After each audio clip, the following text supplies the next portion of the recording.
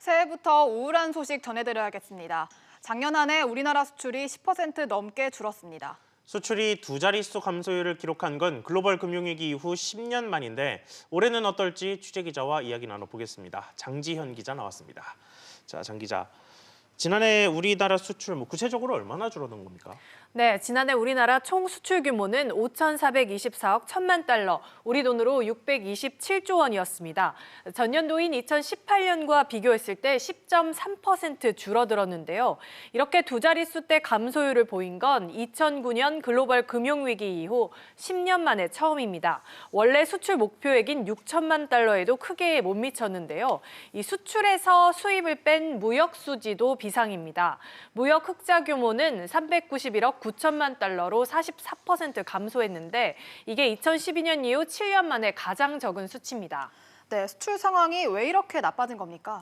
네, 무엇보다도 주력 수출 품목인 반도체 가격이 크게 떨어진 게 치명타였습니다. 네, 대표적으로 D램 가격은 2018년 12월 7.25달러에서 1년 만에 2.81달러로 61.2% 하락했는데요. 이 때문에 반도체 수출 물량은 7.9% 늘어났지만 수출 금액 자체는 25.9% 감소했습니다. 반도체뿐만 아니라 컴퓨터, 디스플레이, 석유화학 등 주력 품목 20개 가운데 14개가 부진했습니다. 여기에 미중 무역 분쟁의 여파로 핵심 수출국인 중국 수출이 16% 가까이 줄어들었습니다.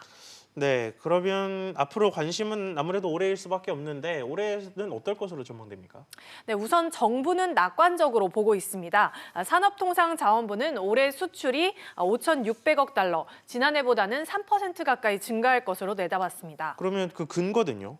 네, 반도체 가격이 회복하고 미중 무역 분쟁이 누그러지면서 수출이 다시 활력을 찾을 것이라는 건데요. 하지만 산업계의 전망은 좀 다릅니다.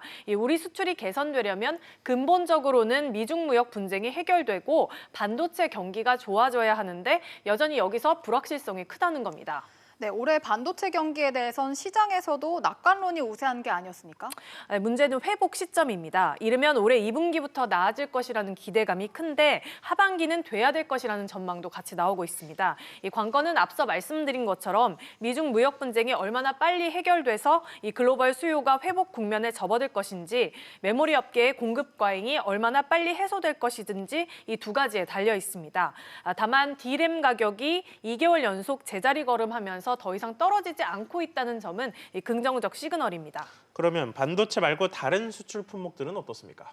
자동차, 석유화학, 철강 등 반도체 외 수출 품목은 올해 큰 반등을 기대하는 것이 쉽지 않겠습니다. 이 자동차 산업은 구조적 전환기에 직면했고 석유화학과 철강은 글로벌 수요가 많지 않은 시기라 수출 반등을 이끌 뾰족한 수는 없다는 지적입니다. 네, 장 기자 이야기 잘 들었습니다.